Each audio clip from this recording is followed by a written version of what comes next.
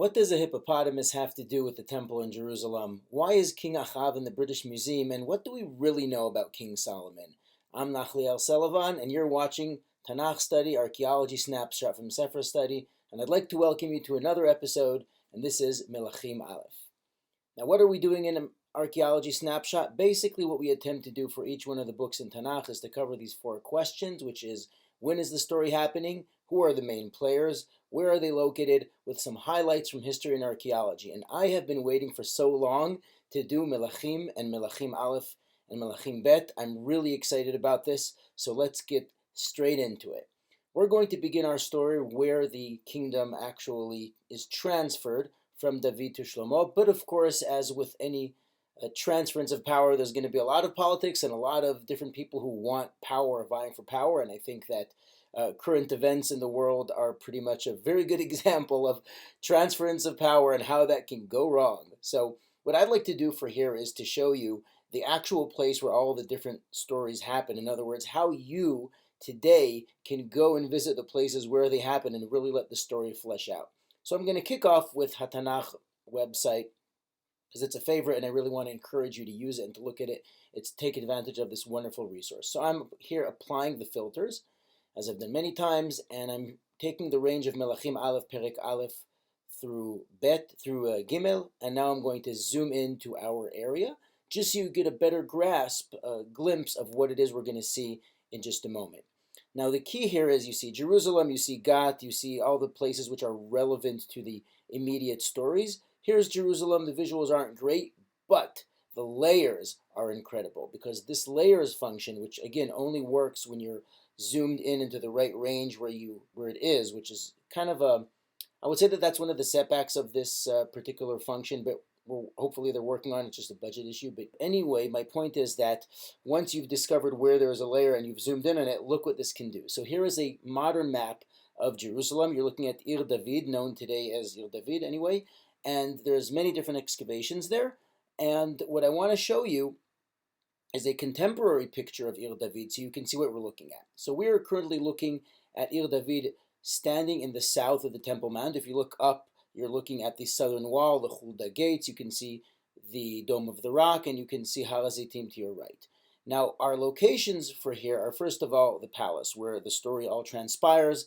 The assumption that that's where the palace is Eilat Mazar of Hebrew University. Not everybody is in agreement, but there is some sort of royal building, administrative building over there. Now, our story begins with Adoniah ben Chagit, who goes to Ein Rogel, facing south, going southwards, and that's where Adoniah ben Chagit says, I'm going to be king, I'm going to assume the throne, because father seems to be a little bit out of it, and in this sort of passive attitude, I guess someone needs to take action.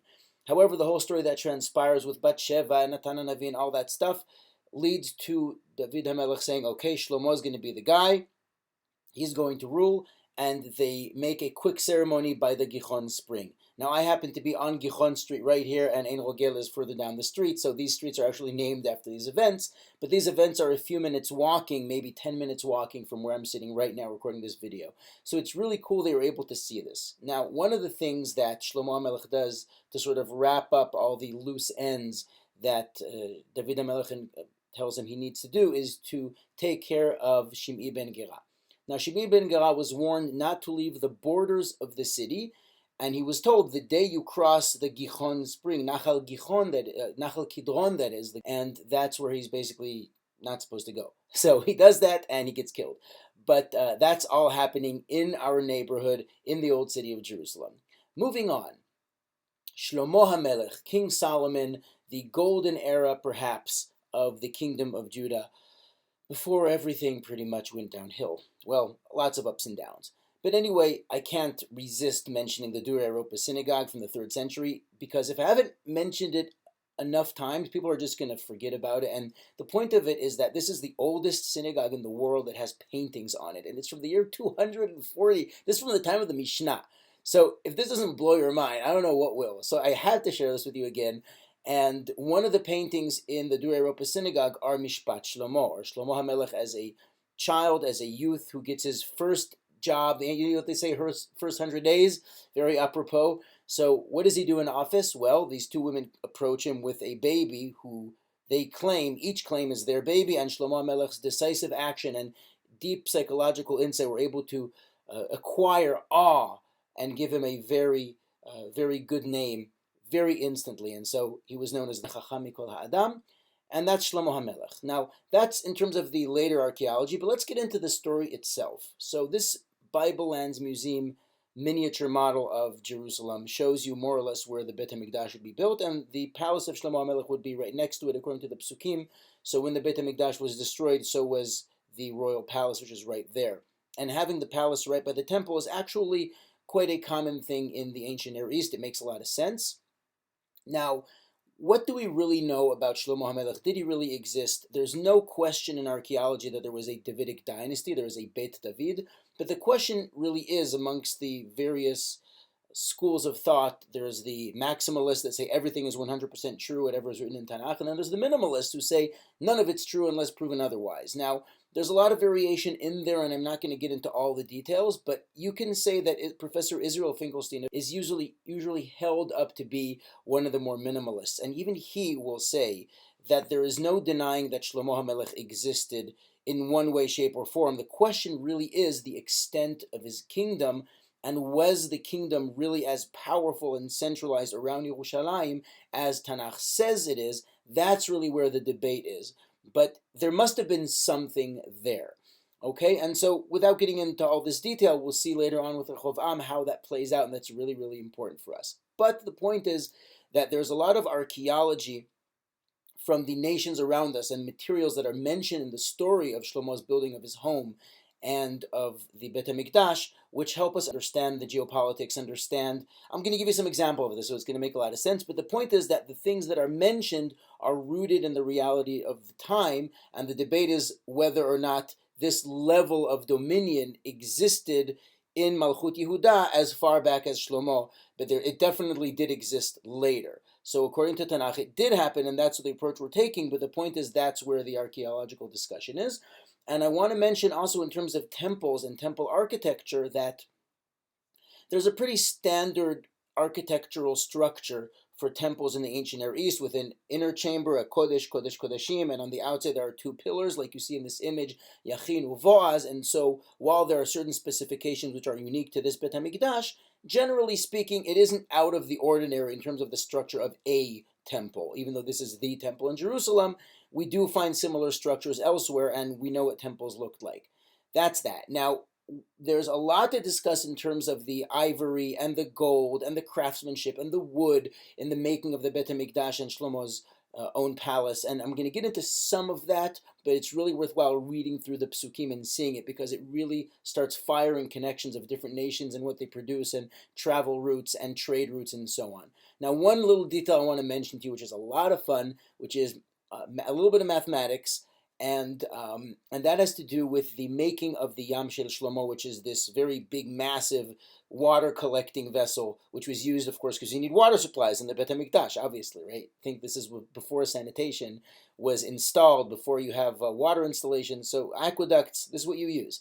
And this is actually used in Masechet Eruvin to describe the circumference and the radius of a beam for making an eruv, for making sort of a upper border of an entrance, of a shared entrance. But what's really cool is that according to the psukim, it would make sense. It actually says that it's like shloshim ba'ama yasobot tosaviv. Its kav, its circumference is 30 amma circling, and you go through the measurements and something doesn't add up, because we know that the relationship between the diameter and the circumference is actually pi, which is 3.1, 0.15, etc., on and on. Now, what's cool here is that if you look at the Kri and the Chtiv, the way you read and the way you pronounce the words, and you add up the numeric value, the Kavo is 111 and Kav is 106, and you divide them, you end up having the division of the circumference with the diameter. And if you take that number and multiply it by 3, which is what you would need to do to have the entire circumference, you get pi to 4 digits after. I mean, it goes on and on, but 4 or 5 digits of precision after the decimal point, which is quite impressive. In other words, for all intents and purposes, we're going to call it 30, but it's not really 30, it's pi. That's really, really cool. I had to mention that, but let's get those numbers out of the way and talk shop. So the kingdom of Shlomo HaMelech is described as having massive international connections and trade, and he has, Malkat Sheva comes to visit him, and he has this amazing reputation, and he has copper mines deep in the ground, and he has a lot of cool things going on. He has international relationships, including with Egypt. He has a marriage with Bat Paro. I mean, there's a lot going on. So I got to catch my breath and show you one really cool find from the Israel Museum. These two lions, which were presumably hanging up on a wall, these bronze lions, are in the entrance to the archaeological gallery in the Israel Museum, and from the special collection of Shlomo Musayev, who himself was a very world-renowned collector, but he was the kind of person who could look at something and tell you right away if it was a forgery or not. He was the real deal.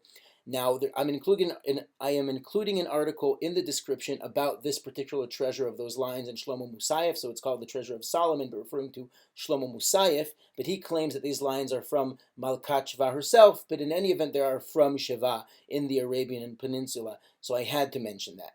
Now, I did mention Hippopotami. Well, that's going to be a lot of fun, because one of the things that Shlomo HaMelech does is he has this connection with the Tyrians, or with the Lannisters who always pay their debts? No.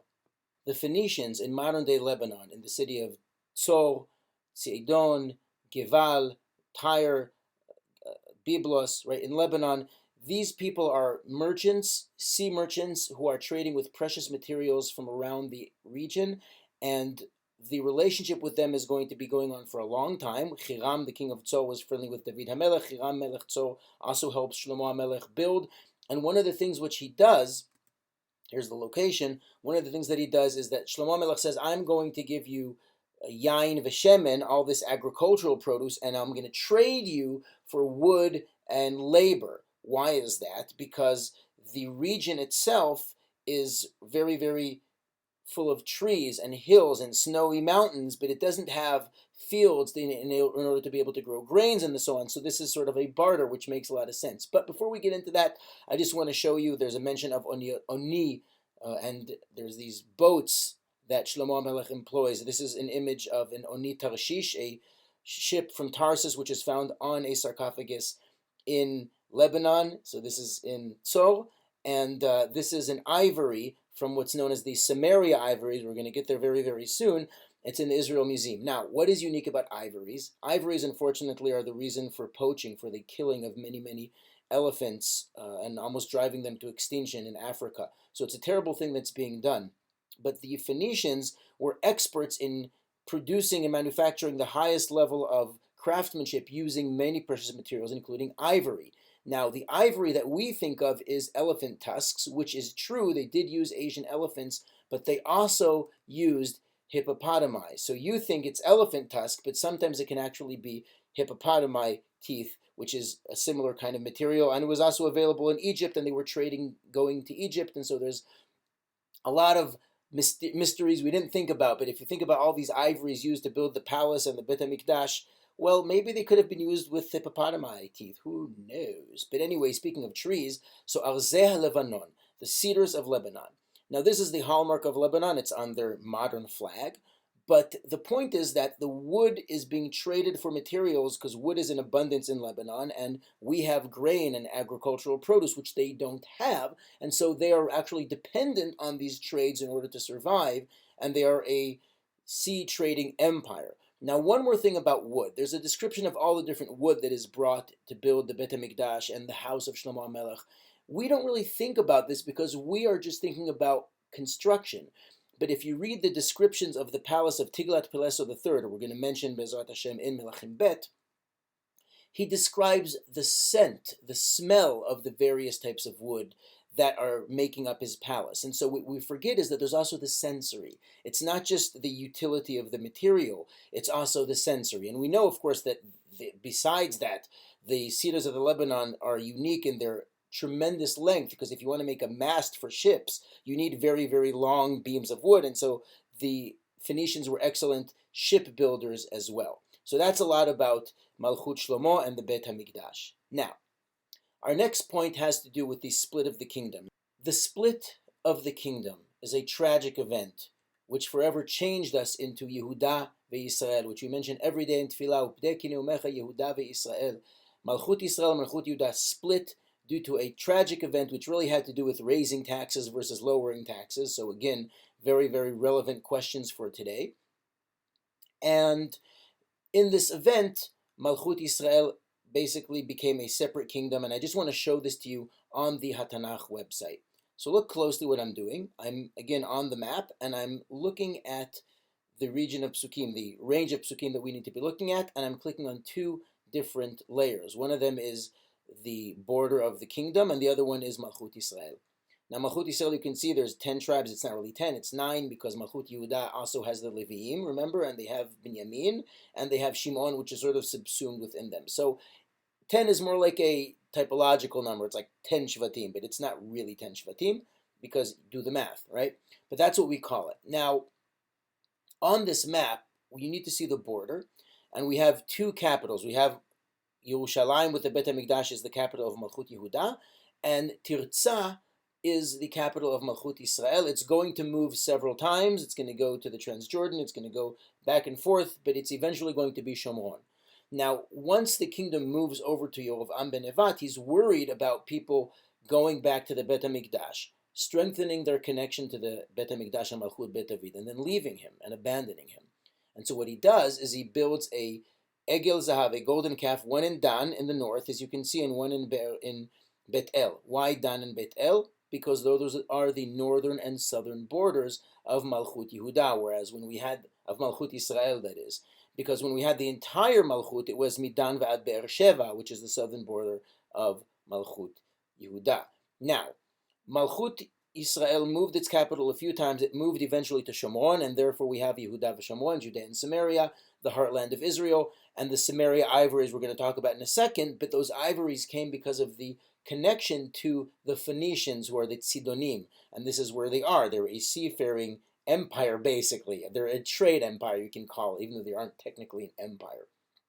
Now, these ivories, many of them have been found in the ruins of the palace of Achav, the palace of the kings of Israel in Shomron, and as the Navi indeed says in Amos, but we're going to talk here in Melachim, that there are these ivory palaces that were built in Malchut Yisrael, and it talks about the Batei Hashen, which Achav built. And Achav married Izebel, the daughter of Etbaal, the king of the Tzidonim. And so Etbaal, we're going to mention Baal and the Avodah Zarah of the Baal later. But the point is that this international connection, this geopolitical move, brought in the best from the Phoenicians, which is their ivory, in which it was inlaid into the various furniture and the palace walls.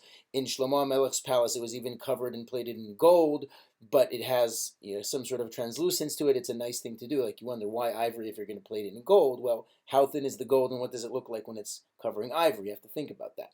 In any event, that's the Phoenicians. Let's get rid of all of that ivory. We're going to get to it later.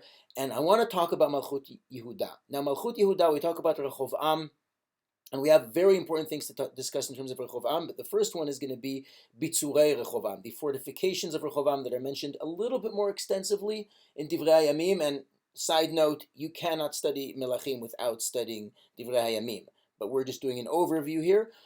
But these Bitzurim, these fortifications, mention many different cities which he fortified. Now, one of them is Lachish, and Lachish is one of the most important cities in Malchut Yehuda. It's the second administrative city after Yerushalayim in terms of its importance and in terms of its power. And we're going to talk about Lachish more, Bezrat Hashem, in Melachim Bet. I've been there on excavations, and I want to mention one of them.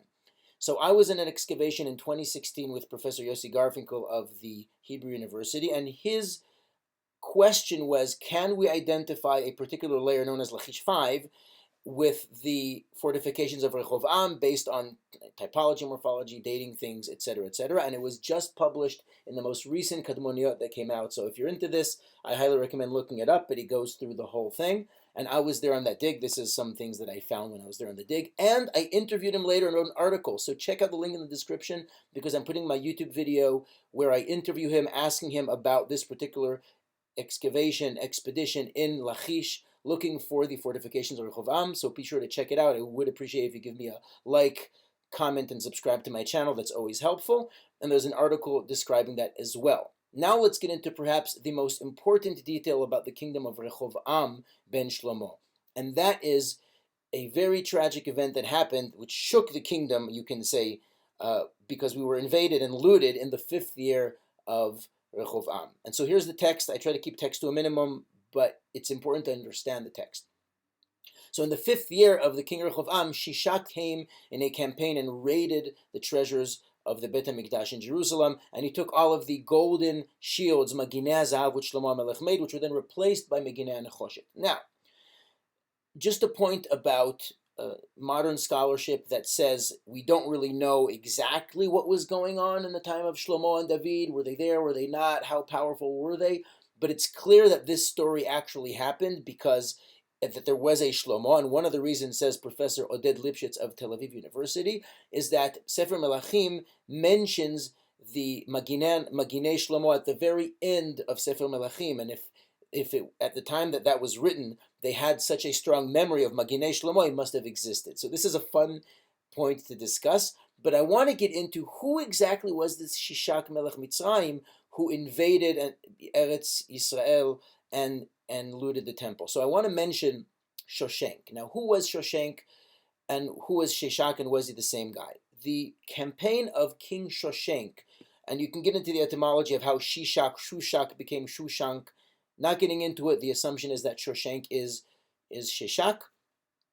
Shoshenk the first was the founder of the 22nd dynasty of Egypt, which means that there was a weak dynasty which had no heir before him, and he was the general, and so he basically took control, and he established a new dynasty. Now, he made a campaign roughly in the year 295 BCE, and this is important for a couple of reasons. It's a linchpin in archaeology, in world archaeology, world history, and in archaeology of the region. And why is that?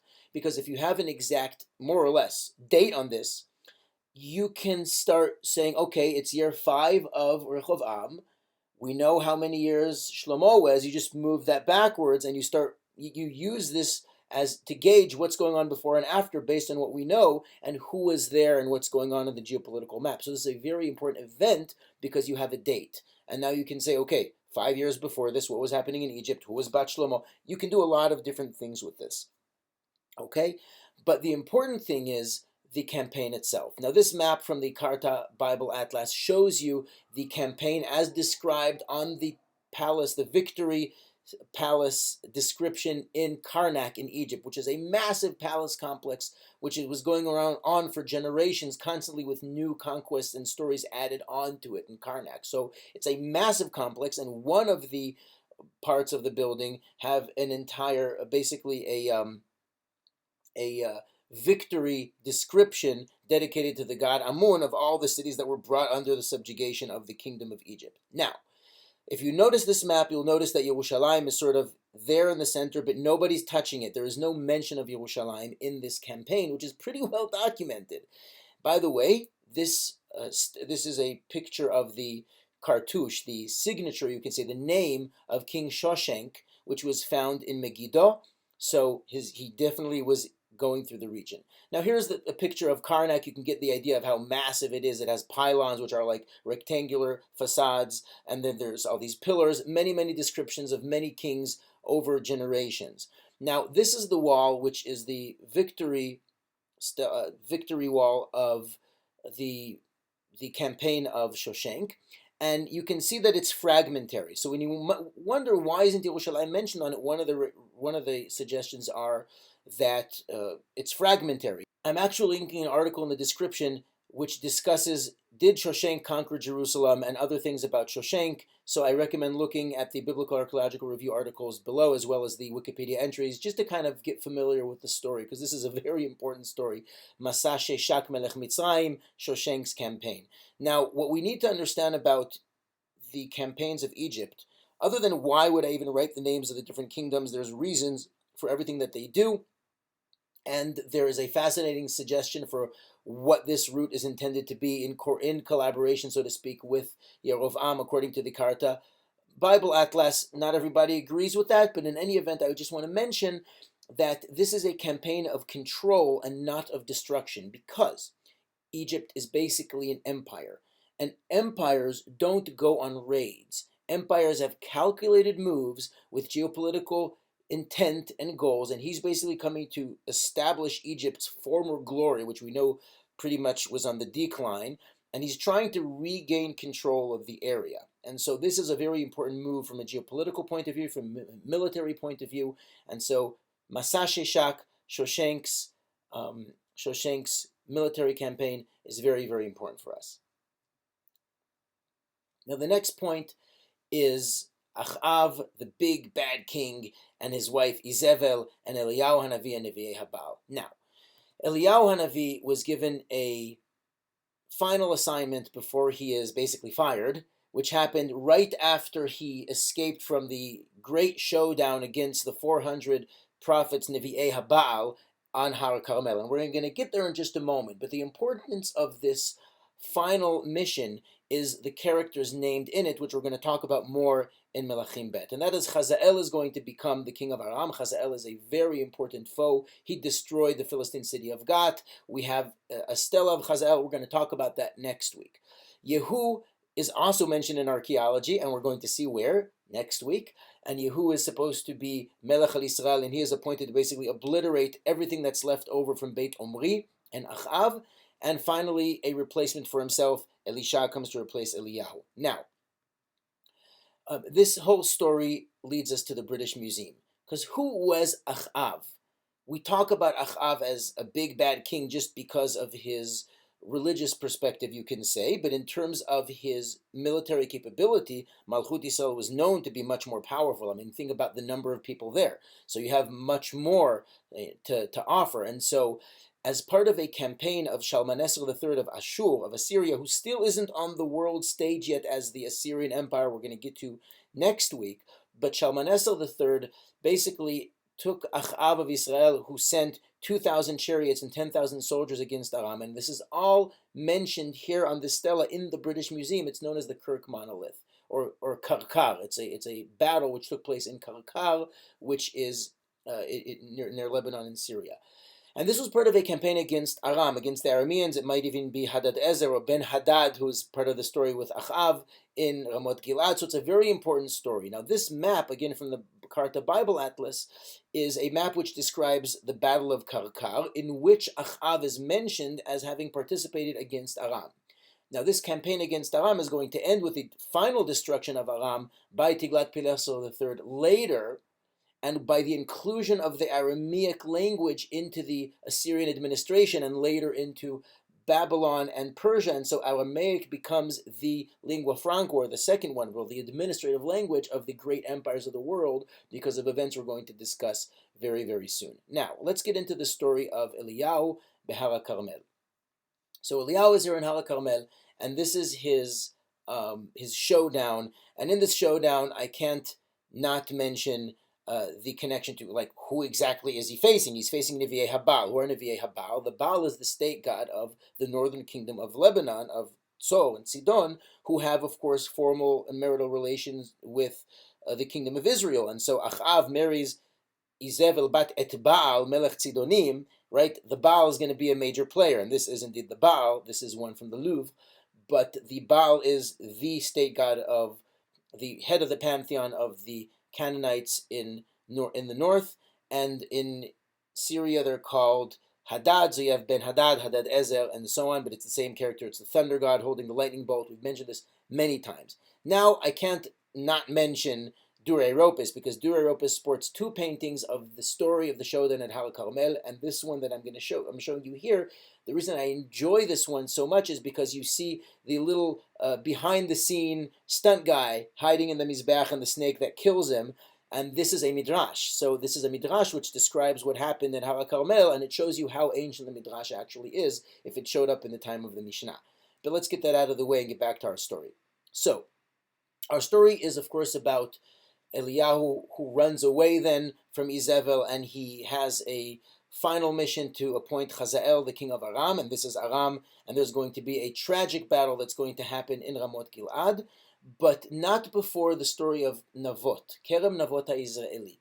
Navot is a person there who lives in Emek Yisrael, this is Emek Yisrael, Jezreel Valley, and he has a vineyard, which Achav Kavetz he really wants, and his wife Izebel orchestrates a coup to make it look like he cursed the king. He's killed with false witnesses, and then Achav has the field, to which the Navi comes and says, Aratzachta gam yarashta, you murdered and inherited, and because of this, you're going to be done. Like, you're done. And this was it. And so Achav sort of does teshuvah, and Izebel is killed, and we're going to get to that story next week, but that ends up with a battle in Ramot Gilad against the Arameans, in this case Ben-Hadad, but later Chazael, in which Achav dies, and that wraps it up. And before we end this episode, I can't not mention another Israeli winery, because we have to support Israeli wineries, and that, of course, is the award-winning Jezreel winery. Emek Yisrael has a wonderful collection of wines. I can personally recommend several of them, but you can check them out for yourself. So I am linking Jezreel winery in the description. And on that note, I want to say thank you for watching. That's all I have for you for today, but please follow, like, comment, subscribe, follow Tanach Study, follow Sefer Study, and we'll see you next week for Sefer Study and Archaeology Snapshot for Melachim Bet.